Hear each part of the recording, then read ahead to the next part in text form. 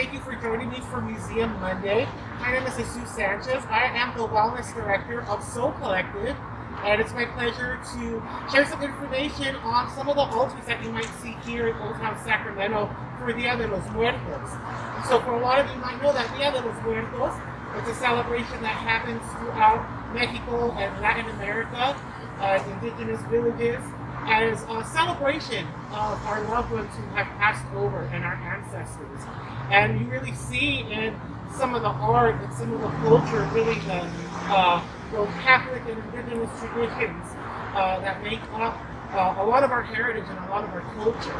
And so what we have behind me is a really beautiful altar, which is just one example of some of the many altars that you'll see. Many of them have pictures of loved ones, right? So in addition to kind of being a memorial of loved ones who have passed away, they're also an ofrenda being an offering. So that's where loved ones, food that they love, drinks, libations that they love, items, any items that they left behind that we cherish, we put on those ofrendas or altars, just to really join them in these 2 days. But in Mexico, actually, the celebration is the whole month, right? And having those offerings and being in the memory of those loved ones, which is a really beautiful thing. And so behind us is a great example of many types of altars that you'll see in various communities throughout Mexico.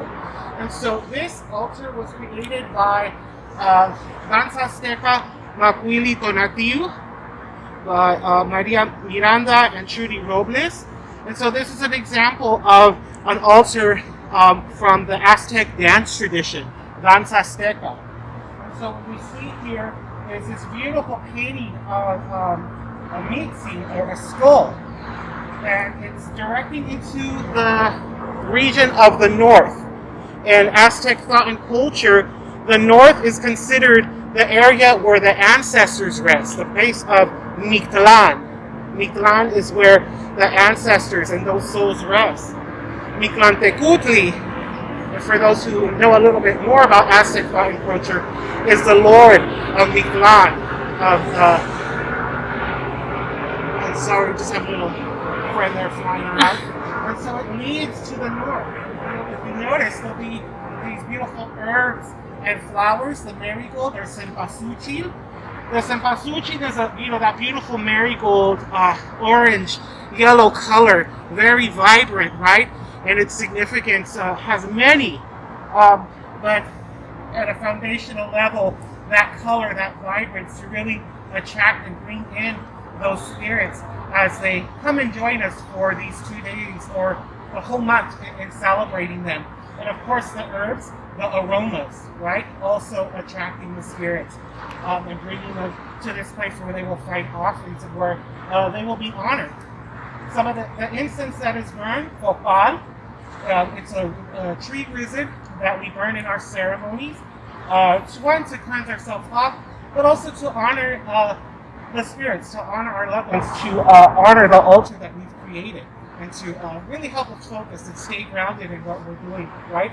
All of it is about relationships, and of course, those ceremonies are part of our intentionality in how we put things together. And so, as I said earlier, you'll see the traditions of Catholicism and indigenous traditions in a synthesis, because that is what happened in our history, right?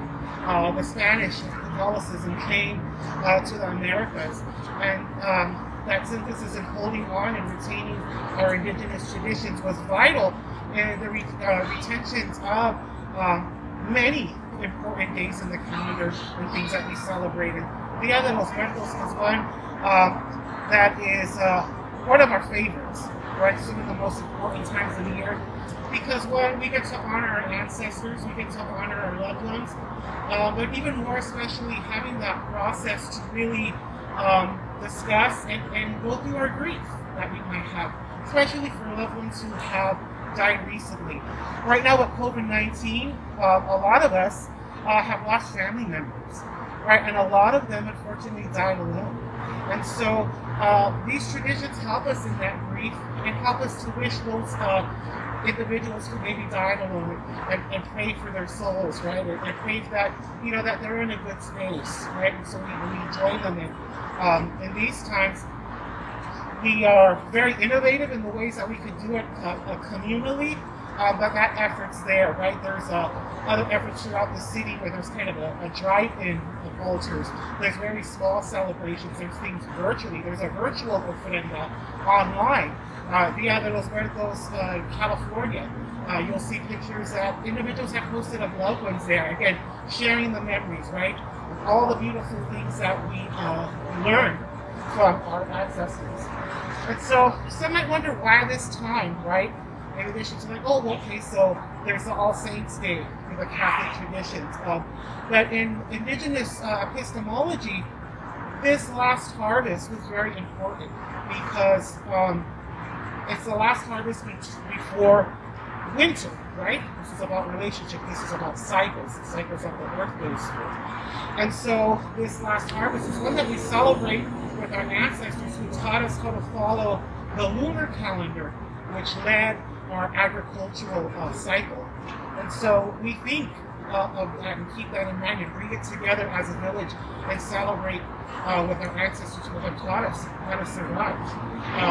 Particularly with offerings of each village, right? We share that in giving that faith. It's an important time as the last fruits fall before we get ready for Mother Earth to get ready for winter.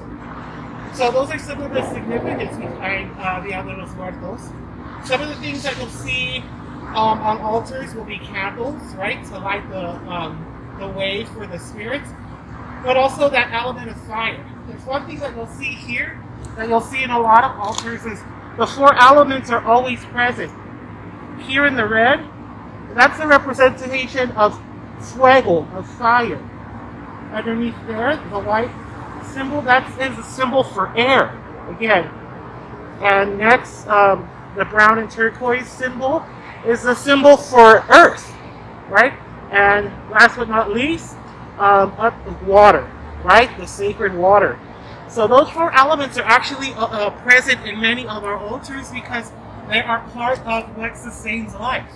They're part of our thought in what we give thanks for, right? Giving thanks to those four elements. And again, in fours, right? We have those four seasons as well. We have the four phases too that we look in our lives, right? As children, adolescents, adults, and then finally elderhood, right? For us, four is a very sacred number. It's represented in our medicine wheels that we share with our relative tribes here in the north. So that's a little bit more of significance of what you see on the altars. In addition to representations of skulls, all the sugar skulls, right? Representing the dead. And removing maybe some of the maybe morbid ideas about death, but actually being able to really understand it. And our understanding of this cycle of life and death, we consider it just two phases of our whole existence. It's not what we would say as the end, what others might say, right? It's two phases of the same existence. And so being able to be around that and to see when you look at the skulls, I see them, you see their teeth, right? And you see them, smiling, I see them, right? And then we adorn them, either with sugar skulls or paper mache skulls with vibrant flowers, right? Offerings. Flowers represent life and the beauty of life, right? They bring that sweetness. And of course, all of the different types of flowers, not just marigolds. Celosia is another traditional flower that you'll see in Mexico on the altars. A very beautiful, kind of magenta burgundy mixed color. Very beautiful if you've ever seen it. They're part of our altars as well. And of course, the herbs, right? All these symbols of life, all these beautiful things that attract what we believe that the spirits to the altar and the offerings. And it's, the tradition has grown. I remember growing up as I am a member of the Aztec dance tradition here in the community of Sacramento, California. And we knew it as a celebration that we had, but now here in California, we've seen now that Los Muertos has grown, right? So many different communities participate.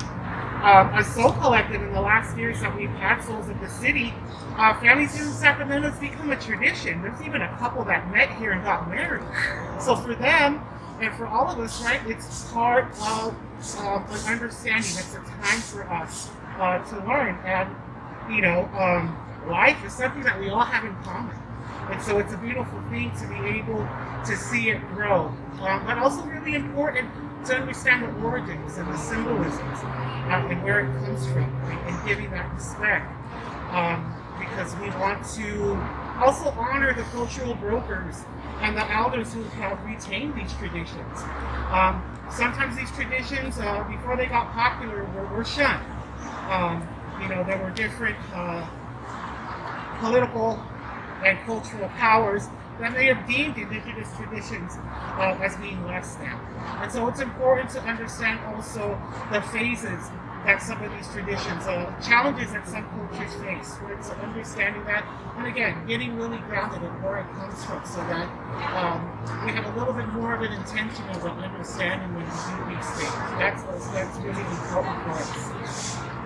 And so, yeah, I think as it continues to grow, I want to invite everyone to learn a little bit more, and for you to bring it in and celebrate it in your own life. I think it's a beautiful thing. It's a healthy thing. It's a way to kind of process loss, but also to do it together as a family or community to really honor those that we've lost, right? Those that we've lost to a number of different reasons, natural reasons, to COVID, right? To injustices. So this is that time that we can really come together. Again, you'll hear me say it again, this is all about relationships. This is why we do what we do. And that's what I have. And I hope you are able to come visit here at Old Town Sacramento and check out the various altars that are in the area here. Different businesses are hosting these altars.